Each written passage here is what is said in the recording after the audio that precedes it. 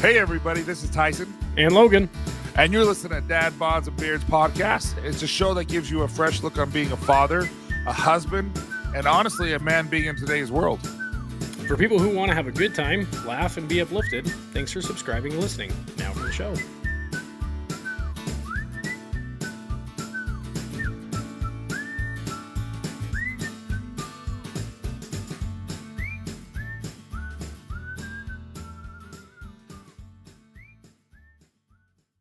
Hey everybody, welcome back to another episode of Dad Bods and Beards, and we are going to continue on with the kind of the guest kick. We've had 4 in a row now. I feel like this is the vibe that we're going with, that talking to people better than ourselves, because it gets kind of boring listening to us over and over, I guess. Whatever.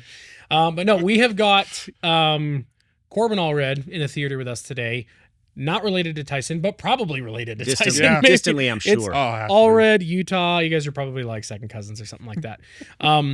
But I actually wanted to let Corbin introduce himself, because I think last time I went, I droned on a little bit too long with bio. So, Well, man, I'll thank you so much for having me. I'll try to keep it short and sweet. My name's Corbin Allred. I don't know that I'm all that interesting, but I do try to do a lot of things that I find interesting. And so I will say that I mean, most people know me maybe from film stuff. I started in the film industry when I was really young, 12 years old, and kind of broke into mainstream film and television. One of the first movies I did was Robin Hood Men in Tights. I don't know if you guys saw that movie. Did that? yeah, Have you seen it? Yes. Shame on Have you. you seen it? Of course I've seen it. Yeah. Well, you know the kid that killed the king's deer that is being chased by the sheriff? That's you? You couldn't. Dude, I dove into your IMDb the other day. Thank you. Yeah. Thank you so much. I was fangirling. It makes me that. seem was way working. cooler than I am. Yeah, but that was one I of was the like, first so was movies I, did. but I was like, That was one of the first movies I did, and I lived in. I'm from Salt Lake City or Cottonwood Heights area, but I lived kind of half the year. Broke into the film industry and lived there about half the year, from 12 to 18. Moved down there when I was 18. Had a TV show on ABC called Teen Angel, and I've basically been doing film and television ever since. I took a little break to go to school. Now I work emergency medicine. I'm a PA in the ER down in St. George, Utah.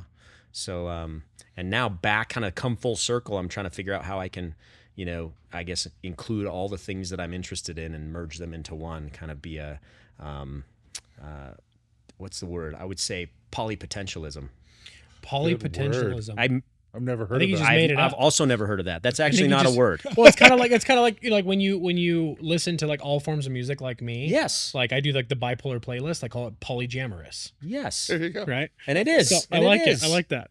Yeah. So and now I'm just having fun, trying to make fun content, make people laugh, and also really passionate about mental health, and which is something I've seen in emergency medicine, especially hitting youth really hard. So I've traveled around, spoken to a lot of youth about their mental health, but all things that hopefully reduce suffering and maximize people's joy and happiness and love and peace and kindness. I'm all So about. I really want to dive deep into who you are and your experiences, but we were introduced to a short film of yours, my wife and I. A couple of them. Holy crap.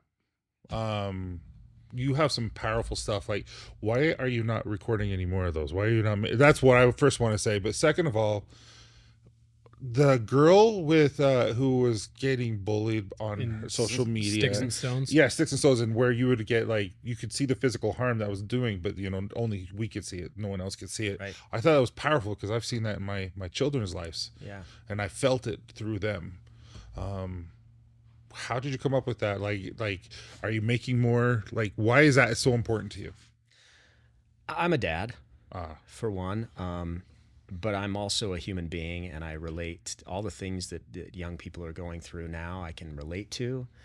Sometimes it feels, I think, as parents, we kind of detach ourselves, and I think sometimes we become a little bit unavailable to our kids if we aren't trying to really feel what they're feeling. And with Sticks and Stones, the short film Sticks and Stones, which you can look up on YouTube. We'll link it in our please bio do. so that people Please watch do. it. Sticks and Stones. The idea came to me just the fact that there have been multiple times in my own life with my own children, my patients, youth and children that I've spoken to across the country, where you can see that there's pain and you can see that there's suffering, but but you can't see it. It's something that we can sense it. Something's wrong, but it's easily hidden. And so often when you approach someone and you say, hey, are you okay? You can sense something's wrong. Hey, are you okay? The response is often, I'm fine, right? Yeah. And I've said this before that, and I even posted this on one of my socials, and it's something that I really, unfortunately, is true, is that, and it's true for youth, it's true for adults, but a lot of times if I love you, I will tell you that I'm okay because you won't be okay if I tell you. Mm-hmm.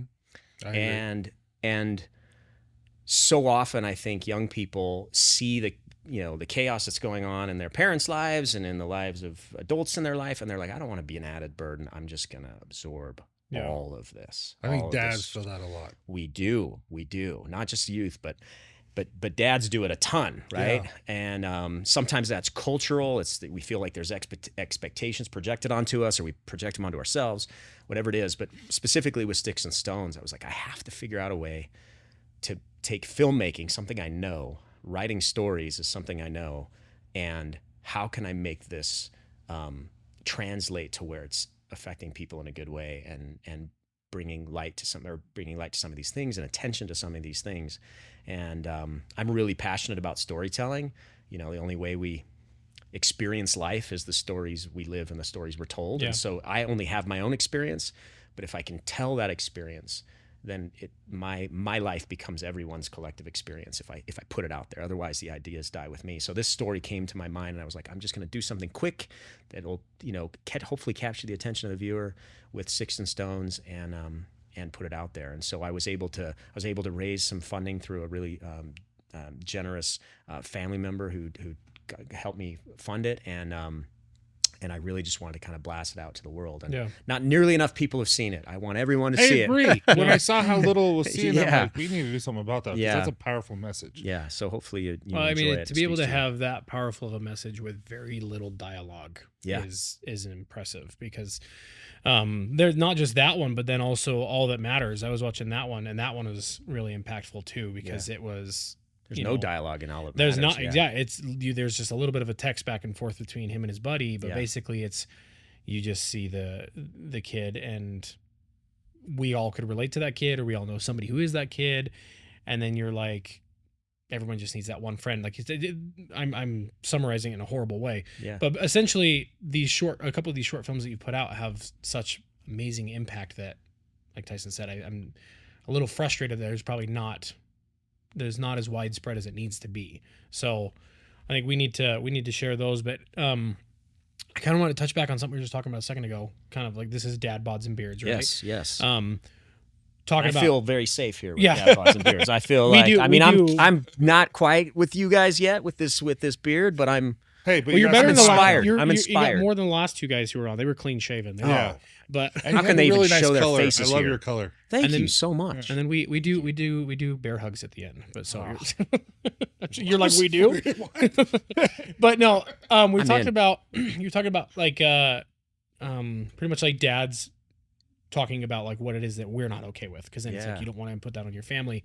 And then one thing that does tend to happen is, and I've experienced this a lot in my own life, and I don't know so much for you, but you bottle all that up, and then you're trying to be dad, the rock, the husband, all that stuff, and then there's the explosion points where everything comes out all at once, whether you like it or not, because there's that one little trigger. And I recently had an experience like that, and so it's kind of serendipitous that we're talking about things like this, like, like the stuff you don't see, the stuff behind the scenes, the stuff that you're struggling with that nobody talks about, and then it comes out in completely the wrong way. Yeah. So this is almost probably an episode that's going to probably do more for me than anybody else. And so I love that we're talking about this. I get so much joy from somebody who feels the same desire and need that we do to be outspoken about mental health and about mental illness. But you talk about your experience being in the medical field now. Yeah. And I'm sure you see all kinds of mental illness and mental health battles that happen there. So what are maybe some of the most impactful situations you've come across being in the medical industry too? Yeah, great question. I'm curious, you said you had an experience recently, so I want to circle, because I'm interested in hearing about that, if you're okay sharing, just because I don't know, sometimes when someone shares that they've just recently gone through something, like I want to make sure that I'm a safe space to talk about it. Yeah. But back to your question in the ER, especially emergency medicine, where a lot of times we're that kind of last line. And when I got into medicine, my passion for it was to take care of ill and injured bodies. I mean, I used to carry around, it's kind of morbid. I think it was probably very strange. My parents probably were like, this is weird, because I would carry around this first aid book as a kid. A lot of kids would carry a teddy bear or a blanket or something. And I would carry this first aid book and had pictures. I couldn't even read. And it was like, I'm sure it's way outdated. Like, don't do anything in that now, or they're for sure. Like, I know how to do a trank with a ballpoint pen. Exactly. And, but I always wanted to be there on someone's worst day. That was just something I felt called to. But as I got into healthcare and I started working emergency medicine, I found that I was dealing so much with ill and injured minds. Yeah. And I just thought, man, this is such a huge problem. And it was something that, we didn't have a ton of training on. I could say human things to them, but I didn't really, no one has the right words, it's very, very hard, and the work has to be done by the patient, which is hard. But I saw this happening, and I just felt like there's an old kind of analogy where you can only people are going over the waterfall. They're all these people are falling in the river and they're going over the waterfall. Emergency medicine, it's like you're standing right at the edge of the waterfall, and you're pulling out as many people as you can and saving them. Yeah. And eventually, though, you lose people. People pass you, and sometimes, sometimes we're not fast enough, right? And especially when it comes to mental health, we aren't there. Yeah. And the people who are in their lives who could have maybe helped intervene didn't know, which is the point of Sticks and Stones, so that we can all be a little bit more aware. And I got to where I was like, you know what? At some part of my life, I need to crawl upstream and stop them from falling in the first place. And so that was my kind of motivation. As far as things I see in the emergency department, people ask me, they're like, if you had the power to like cure anything, if you had the power to, snap your fingers and you could cure it. I mean, there's a million horrible medical diseases and illnesses that I would love to cure. Alzheimer's. I would love to cure cancer. I would love to cure a lot of things. But if you asked me that, just personally from my own personal experiences and struggles with mental health and the people I've seen, if I could stop debilitating anxiety from hitting people, that would be at the top of my list. Depression would be at the top of my list. Because anxiety is a killer of every good moment. And so true though. It is. Do you see a reason why, like a commonality between all your patients, or what you see that's causing this anxious? Yeah, I mean, there's data to suggest that a lot of, and again, I won't place this, the burden on, these things, but there's a lot that's associated with the evolution of social media and these devices. The interconnectivity can be a wonderful thing, but also just peering into the lives of millions and millions and millions of people. Sometimes, especially when they're putting on a lot of times, unfortunately, their best game face, which isn't real life, right? 100%. Which is why I love podcasts like this, because you're like, look, we're going to really talk. We're going to say what it really is. I think you make, and it's not that social media is all bad. It just replaces so much of what's good with regard to time. I mean, if kids are spending, let's see, the Mayo Clinic said over 3 hours on social media a day leads to significant increases in risk in mental health problems. Interesting. And that's something that's going to, creep up. But the average, I mean, kids these days are spending, sometimes 6, 7, 8 hours a day on devices. So I'm not going to say that that's it. I would say that's a piece of it. A factor. That's a factor.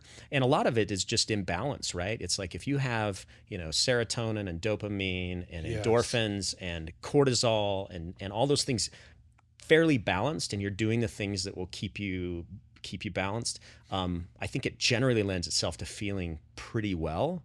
When we stop going outside and we stop exercise and we stop, doing, spending quality time with people, building real connections, when that happens, and and we're spending so much time in kind of empty space of, sometimes it's social media, that we get really, really off, and it's very difficult to know what to fix.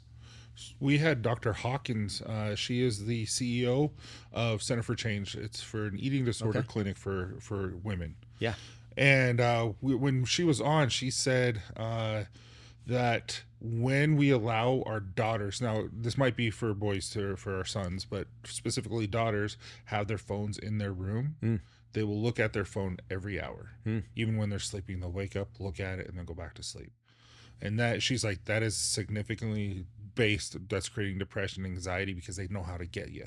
Yeah. Like they have algorithms that will go specifically towards their insecurities. Yep. And they'll fire up because they know that will trigger them to look more and more and more.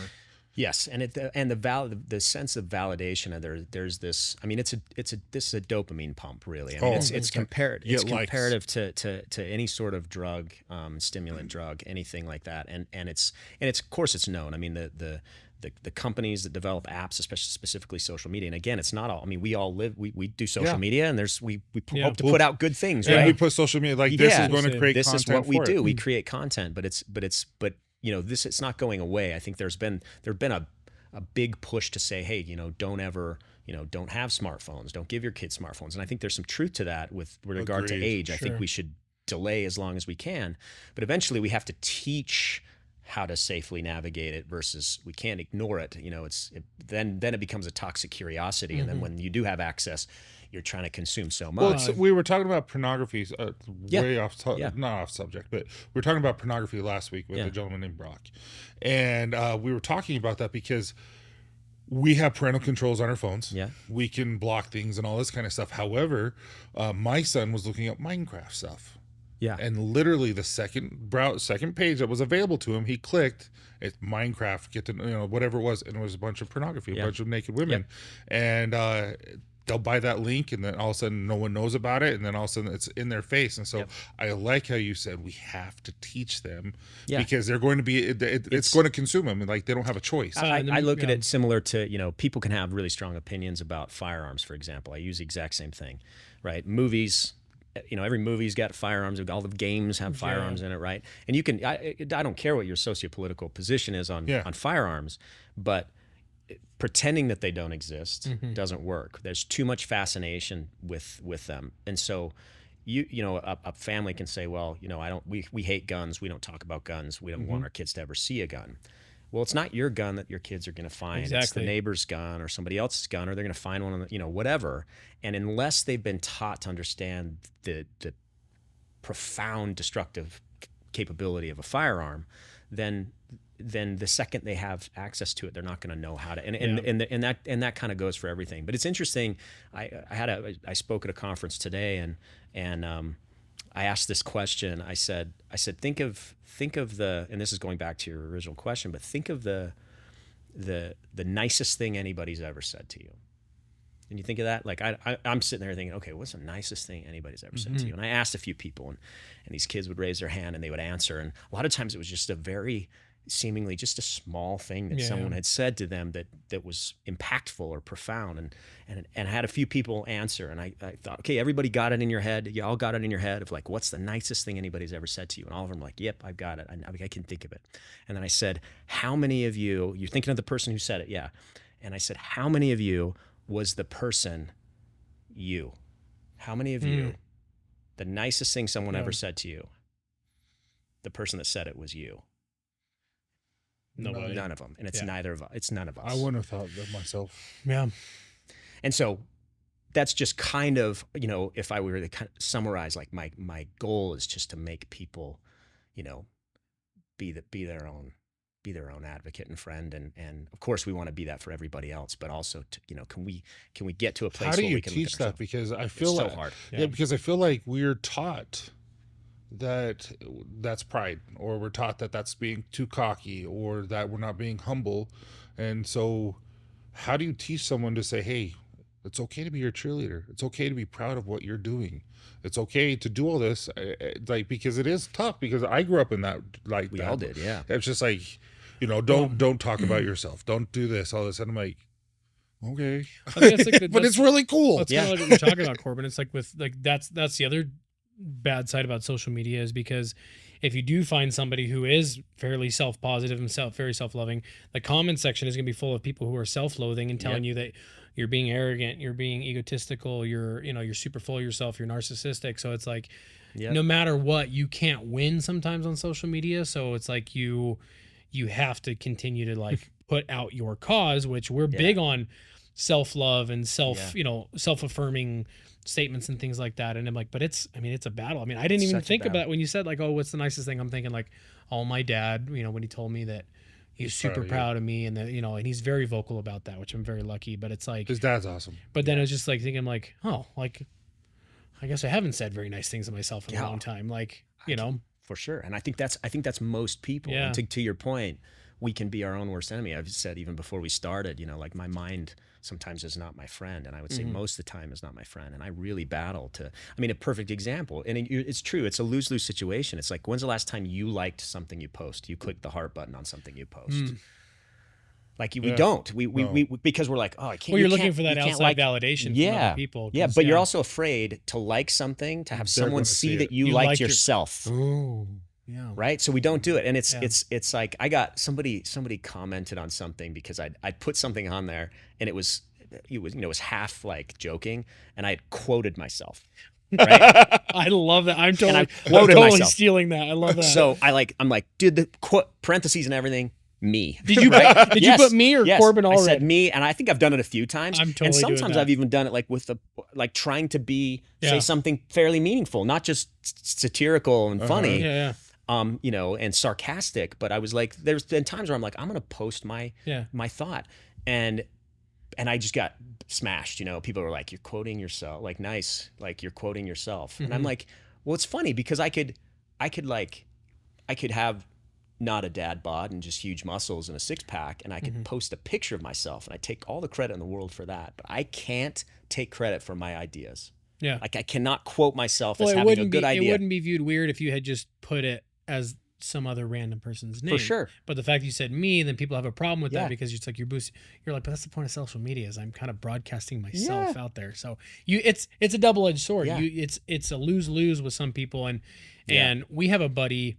We need to get him on the show. His name's Robert. Just one of those intoxicating personalities. Yeah. And dude went through the hardest of hard stuff, and he posts a lot of motivating stuff, but he also posts a lot of like discipline-based stuff. And one of the things he posted recently, he was talking about you're going to piss off a lot of people by just being who you are because they're so uncomfortable with who they are. Yes. And I think having that perspective also then in turns allows you to have empathy for those people, because it's like, you don't feel arrogant of like, oh, you're just not okay with me for who I am. It's like, no, look, you can feel this way about yourself too, but you've got to get past that ego that you just hate on people for having happiness in their life.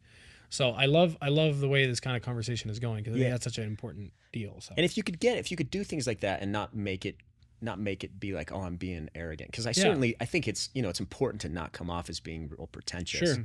But like, I think being able to, to share and actually be self-affirming and self-positive is something we need. I think I think that is part of the answer for everyone, is to just get to a place where we're a little more comfortable with self-love and self-affirmation and like taking credit for your ideas and like, hey, this is actually a decent idea. And I think it's true.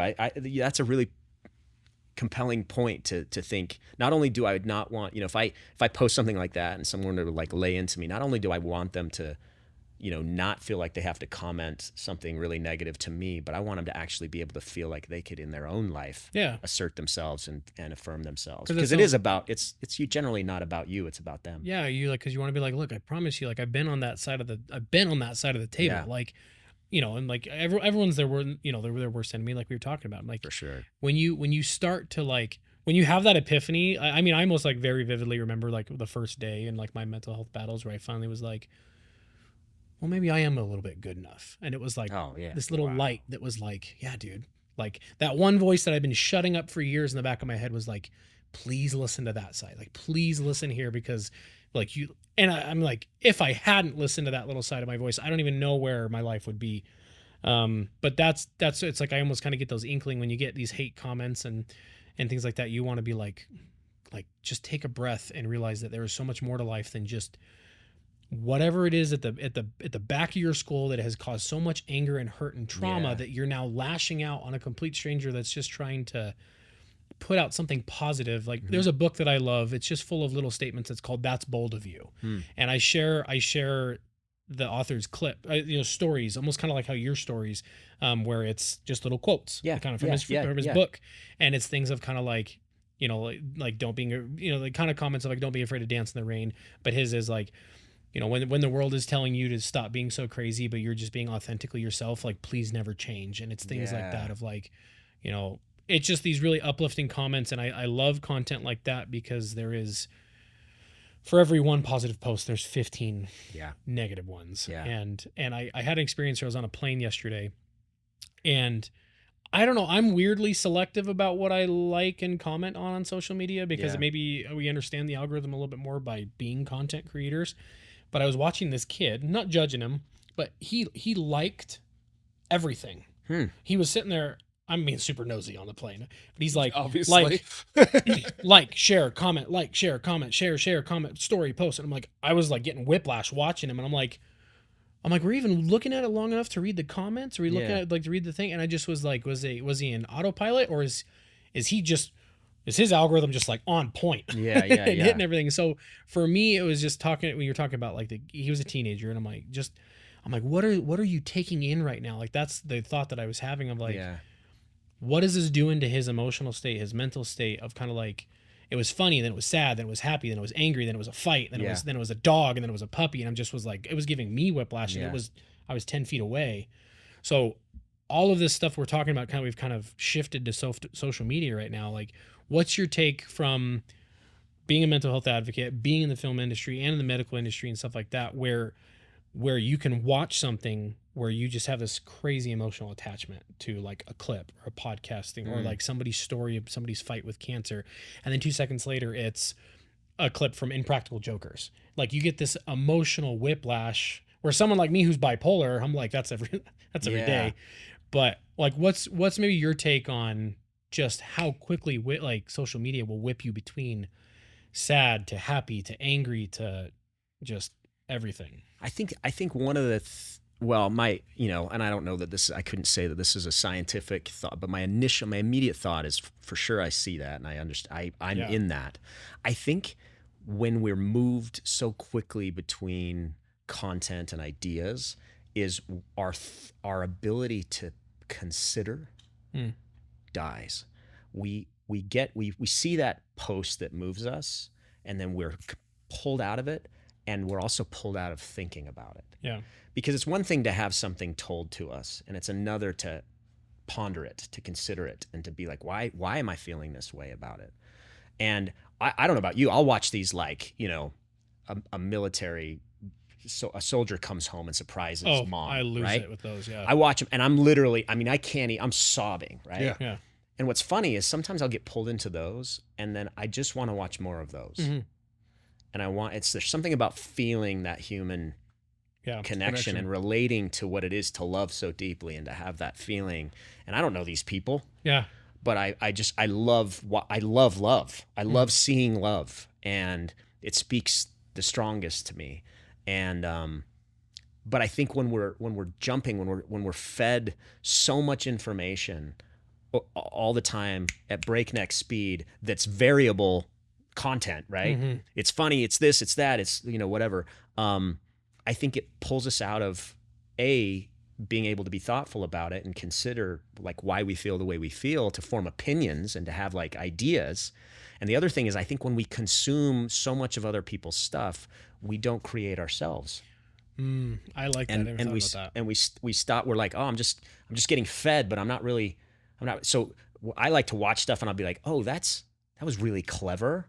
Like, why was that clever? And is there something I could do that's kind of clever like that? And I mean, that's the best of humanity, is like learn from somebody else and be like, that's a cool idea. Like I want to do, not like I'm going to steal your idea, but like, why did I like that? That was really smart. I respect this content creator. And I have to say, I'm like, even before we go on, I have to say, deepest apologies to anyone ever watching this that I've ever commented on something that has hurt you, because I am nothing if not salty sometimes on stuff I'm really passionate about. Oh yeah.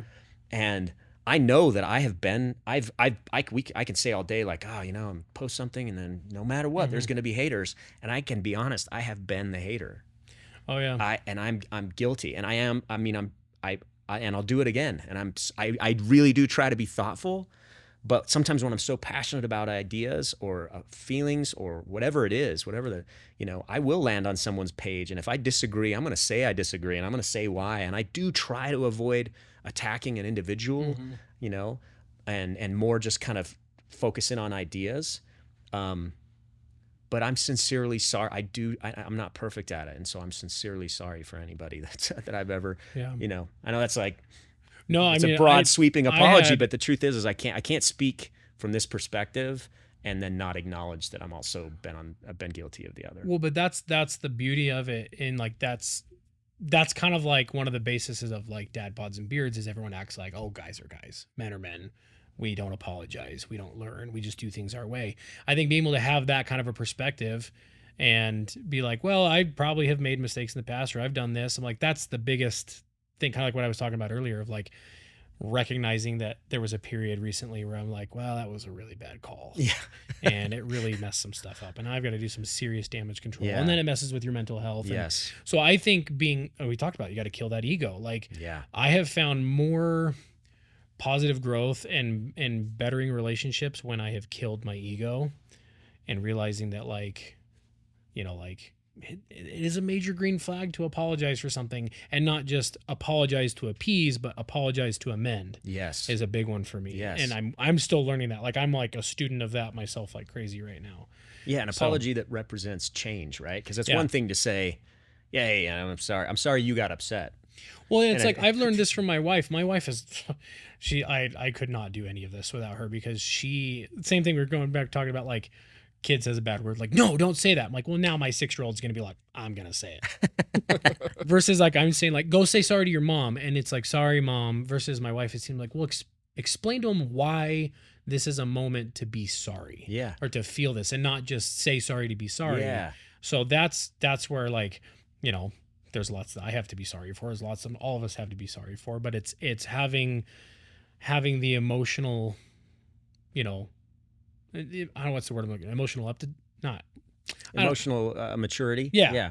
To be able to see, okay, I might have made a mistake here and I need to move on from it. Like, don't get me wrong, I went through my Facebook after things started getting a little bit better for, social media. I'm like, delete. I know. Because you realize you grow up, you mature, and you're like, me 6 years ago had a very different, stronger opinion about something that could really hurt and trigger somebody. And so I think that shows a lot of like emotional maturity, a lot of growth. Yeah. And so I like that. I think you've had a lot of really good insights on stuff so far. Thank you.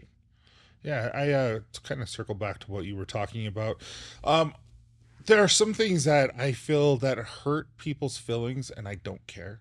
I'm a huge proponent on the gay community. Yeah. I have seen individuals that are very close to me suffer in silence until they decided to come out, or I've seen people actually think about hurting themselves because of this. And so Logan and I will play up to that, and we do it on purpose because we want it to be normalized that it's okay to love. Yeah. And it's okay to feel love and all this kind of stuff. And I've had people within our church that have said things to me that have really hurt my feelings, that I've loved and respect, and I still do. And I will not apologize. I just won't, because I don't feel like I'm in the wrong. Because to me, being Christ-like is loving and accepting, because I'm not the judge. I'm not the judge, and I'm grateful I'm not. Yeah. I'm just here to love and be kind. And anyway, you're talking about this stuff, and I think we need to sometimes be the advocates for people who are suffering because they don't have a voice, or they don't feel the not urgency. What is the word? They don't have the what is it called? Like, not desire, because they want to talk, but they just don't feel like they can. Like, they feel They silent. don't feel secure enough. They don't feel secure enough, it's and not a they safe- feel silent, and like they feel like they can't be seen. Yeah. And so I feel like with Logan and I, with this podcast, with our social media, we can be seen and we can be heard. Yes. And I feel like we're changing a lot of people's lives. I think that's a huge clarification to make when it comes to apologies. Is I apologize for nothing that I feel strongly and passionately about. I was telling you, I just spoke at the Gather conference here today, And I love that. And I can tell you, I share the same feelings, and I will charge a forest fire with a squirt gun to help people that feel like they have no one, and to make sure that they have a safe and soft landing wherever that is. I want every. You guys are going to get the waterworks going. That's okay, man. Start. Yeah, I can't. I've seen so much of it in my life and in the work that I've done and in the career I've had. I'm injured by the idea that people feel like they have no one, and that they don't have a place that they can feel safe, and that somebody's not gonna stand. I'm a strong person, and I can stand up for people, and I will. And so I appreciate you, like, because that's true. I'll die on that hill. Yeah. For them and anyone that feels like maybe they're on the margins, or maybe that they are what's the word? Yeah.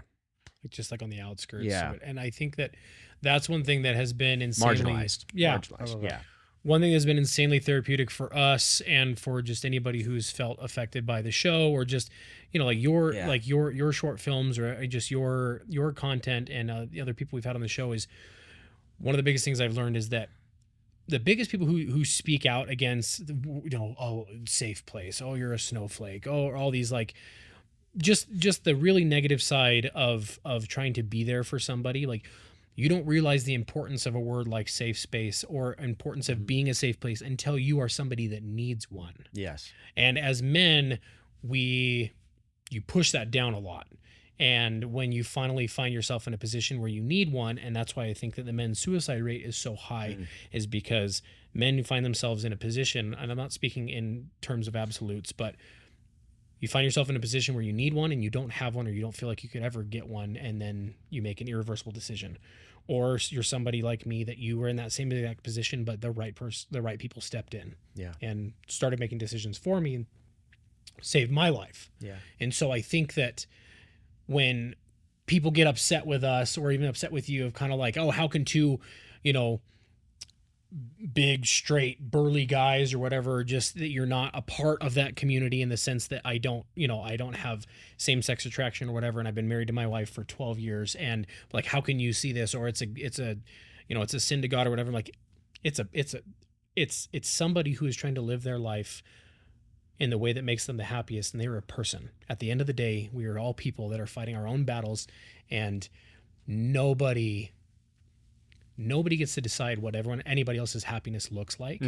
And if you are taking what I don't know, I'm trying not to offend anybody, but I think if you're in any way, shape, or form trying to attack somebody's happiness and they're not hurting somebody, I think you have a lot to look inward at before you start pointing the finger outward. 100%. And I feel that's why we jive so well with our kind of non-negotiables, kind of like talking about with Trevor, of like, I have my standards and my non-negotiables of how I'm going to live my life. And a lot of that includes a lot of love and empathy, because I received a lot of that when I was not giving it. And it flipped my world in the best possible direction it ever could. And it set me on a path of, like, if somebody hadn't affected my life in the way that they did, I wouldn't be here. So I'll be damned if I don't do the best I can to affect somebody else's life in the same way of, I need to share this with you, but we got a message the other day of somebody said, I was ready to be done, but I found your page. Shut up. Wow. So I'm like kind of on this like emotional trip right now of like a lot of stuff's all coming in, and so seeing your videos, your short films, where it's like, to me, it's like, this isn't an act. Like, you spent so much time and effort writing this out and filming these and producing these, and it has such an impactful message that this is the stuff that social media bothers me when people think there's just, oh, it's just attention seeking. Oh, it's just fake. It's just for this. Like, no, there is this deep seated love and core part of who you are that is trying to help and save people. So I have to applaud you for that. I mean, you're kind of hitting me right in the heart. But too. I also think it's not just that. Like in 2012, I lost my job, and I grew up with a family who taught me to love, not to judge. Like, really, I have the best parents when it comes to just teaching me right and wrong, my values, and just loving everyone. Doesn't matter who they are, just love them. Yeah. Because that's our responsibility, is just be kind. Yeah. And I've kept that, and I really do believe that, and I try to be that way. But there were times where I judged, like, and I remember just going to a grocery store back in early 2000s. We're just barely married, and I'm working 2-3 jobs, going to school, all this kind of stuff. And I would see someone, and they got food stamps, and I'm like, come on, man, you're better than that. I used to think that. I really did. And then in 2012, I have 4 kids. I think all my kids. I don't know. You got a lot of I kids. have a lot of kids, but I have 6. But I just Your last name's Allred. So yeah. But I just it just all of a sudden I had to get food stamps, and I had to eat. Changes. Yeah, I not eat, like I had to take in my pride. Yeah. And realize that people on food stamps are struggling. They don't want to be on food stamps. They don't want all this. Like, people who are working 2 part-time jobs, 3 part-time jobs, and still negative. Yeah. That was me in 2012, where I worked at Blockbuster, I worked at Dick's Sporting Goods, and I worked as an adjunct professor at a local college. And I would get paid, and I would still be negative. Yeah. It was the worst time. Like my daughter, who's here, who you met, she would always kid. She's like, "What's Lucky Charms?" I just know Marshmallow Mateys. Yeah. Which I like better, actually. I'm not going to lie. Don't be hating on the mateys, but man. no. The healthy parts of Marshmallow Mateys taste less healthy, which is why I like them better. But that's how it was. This is like, that's how my kids grew up is and I think it's blessed me enough to now where we start kind of making some more money now as a family, and it helped me because when we were hurting, we would get a yellow slip on the door, and my neighbor would just grab it and pay it. And I remember, like, what are we going to do for Christmas? And someone brought a huge change, and it was like $1,000.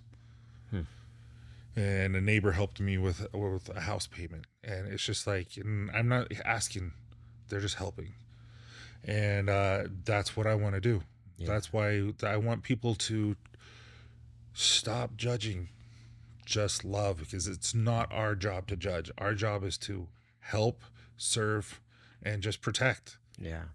Well, Is that's that what I the was saying. please? I don't know. Yeah. So you just got sworn in. You just got sworn in. But no, it's you're saying what I'm saying, and just in a different situation. It's kind of like same thing with like the safe spaces or whatever. I'm like, as men, and that's what we're trying to do with this show, is just paint a different perspective of kind of like, don't let it be a situation that you find yourself in, to like, that you need the empathy to realize that you should be giving the empathy too. Yeah. Like, don't let it be your rock bottom before you finally realize that like you can have such a better impact on this world if you were to just be the guy to grab the yellow slip, be the guy to drop off the food. But as a man, as a man, 100%. Dude, I felt like a failure. I felt like my kids hate me, my wife hates me, I can't do anything for them. Definitely. I wouldn't be able to sleep. I'm like, how am I going to do all this?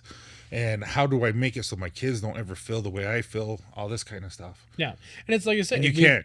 No. They feel it. There's a million double-edged swords in this world of kind of like you feel like a failure, even though you're not, because there's so many circumstances that lead up to that you have no control over, right? But it's those moments that force you to learn that empathy, and then it's led you to kind of like your core values of like, you want to just be there to help. I mean, same thing with you. And we talked to, he's become a really good buddy of ours. His name's Trevor Farnes. He owns Mountain Ops, the nutrition supplement company. Yeah. He had a moment where, this was very impactful to me, listening back to the episode, of they had a moment where they were completely out of everything, and somebody provided them with a bunch of groceries. And now that he has had a very successful business, they now every order supplies 1 meal to a child in need, and they've supplied over 7 million meals. So it's awesome to kind of like surround yourself with people that have such a, you know, deep love for, like you said, deep love for love, a deep love for trying to help people out. But I love these kind I'm of. Sorry, we're talking so much, Corbin. Instead of just having. I'm so enriched by it all. I'm so just listening. I just want to hug you guys. I'm surprised how awesome you are. Oh. Like I don't know what I was. No, I don't know. I don't know how to take that. Yeah, no, I don't know. Just like, because you are someone that I've looked up to. Like you see, I'm going to kill the name every time I say it. Saratov. Yeah. Saratov or Saratov. Well, any movie. Fine. Yeah. Is one of my favorites. I've known you growing up. I've seen your shows. My mom used to rent movies, and except for Robin Hood Men in Tights. Yeah. I didn't know he was in there. He was 12 years old. He looks different now. No, but I'm grateful that you've been here. You're a stud. Oh man, you're a person I can hang out with. Thank you. Same. Yeah. I feel that strongly. I don't want it to. Yeah, it was really really cool. So I got one last question for you. Please. So we like to do a lot of times we have some pretty religious followers almost, so to speak. Is we like to offer challenges and stuff like that sometimes, and most of the time we throw them out there. I know I'm kind of putting you on the spot, so I don't feel pressure. Given your experience and your message and your purpose in life, knowing that you kind of have the ears of a lot of dads and starting to get ears actually of a lot of wives and moms and partners and whatnot, what's like a little nugget of just information or even a challenge that you could like leave with them before we close? Oh man, you are putting me on the spot. Yeah. It's a good question. Yeah, that's a really good question. I would say this. I would say I'm gonna talk for a second about I think the purpose of my existence, at least that I've come to kind of realize and settle into in my mid-40s, is to understand what it is to love and what it looks like in application, and what it is to be loved, what it should look like when we're getting it. And I have the most amazing wife, almost 20 years now, been my best friend for longer than that, and I can barely talk about her without being overwhelmed. But I would say that the most fulfilling part of my life has been to try with all of my might to understand her. And if I could extend a challenge to dads, to wives, to I guess husbands, wives, fathers, mothers, anybody, is to try really hard to understand people. And I like that a lot. And when we talk about, it's not our job to dictate for other people what happiness is. I would say that, there's a lot of people out there, especially in the current socio-political climate, there's a lot of, patriotism, and people have different ideas of what that means. And to me, if you look at life, liberty, and the pursuit of happiness, we have to remember that happiness is defined by the person pursuing it and not the people trying to sell it or pretending to sell it. And so doing all we can to help people find their happiness and help facilitate that and catalyze that as best we can in any way that we can lift, I would say that's a good start. And I do want to say one more thing. It's a little I started speaking a handful of years ago, and I use this acronym LIFT, and it really helped me. And it stands for LIFT: Love, Inspire, Fulfill, Teach. And if you try to live your life using this acronym to help kind of guide your content, what you're putting out into the world, and also what you're consuming, if you're like, hey, everything I put out there is intended to help people feel loved, inspired, fulfilled, or taught, and everything I'm consuming is also try to help me feel those things, we're going to be in pretty good shape. I love that. I'm a sucker for a good acronym. I like that a lot. I'm gonna steal that, but steal it. Thank you. I love that. I mean, that one actually hits home a lot of just like trying to understand the people that you love, like to see them for who they are. And so I love that. Thank you for all that. Thank you, man. You've been awesome. Yeah, it's been fun. Thank you for having me. It's been an honor to be on. Yeah. If you guys haven't already, check out Corbin on social media. You can find him at the Corbin Allred on Instagram. Go to YouTube and watch, if anything, you watch the two, and we'll link them on our page. Sticks and Stones is a short film by Corbin, as well as All That Matters. And those, I'm just getting the chills because I was just watching them. And it just puts you in their eyes and their mindset. I think gives you empathy. Yeah. It's the perspective of pretty much a teenage girl and a teenage boy and the different things that they're going through. But even as an adult, I related so hard to both of them. 100%. So thank you. Thank you. Yeah, you'll find all Corbin's stuff on our links, and we'll talk to you guys next week. Toodles. Yeah. Toodles.